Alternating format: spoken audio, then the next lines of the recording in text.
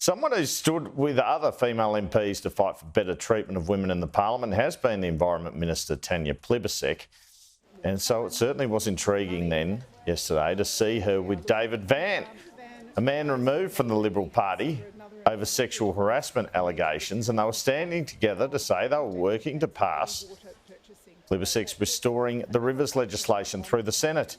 That was the second press conference in 2 days with the crossbench for the minister, who was out the day before with Green, Sarah Hanson-Young. Tanya Plibersek was trumpeting her work with the crossbench on social media this morning, name-checking David Van in the process. What you see is the Senate working together to pass the Restoring Our Rivers bill. We've got the Greens now, we've got Senator Pocock, we've got Senator Van, and I'd still love to see other senators come in and support this bill. When it comes to considering the closing of the loopholes bill that will come before us next year, I have yet to hear from the Minister or his office. Like with Minister Plibersek, perhaps we can engage in a solutions-focused conversation and look at how we can make improvements to the legislation. And there's the man himself, David Van, saying, look, Tony Burke could work with me as well on the IR reforms.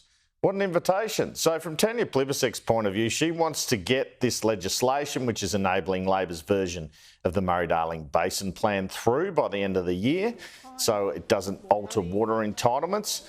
This is not, I'm told, the start of some plot in the Prime Minister's office to have Tanya Plibersek do the initial work out there with David Van to soften the public perception when he works with the government to pass other legislation. It's the Minister doing everything she can to get her bill through.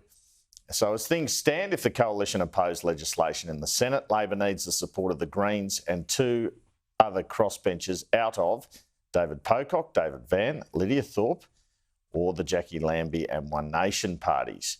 The government will move next year for legislation to have two more senators from both the ACT and Northern Territory, but they won't be moving, I'm told, to increase the number of members in the House of Reps, which a committee recommended.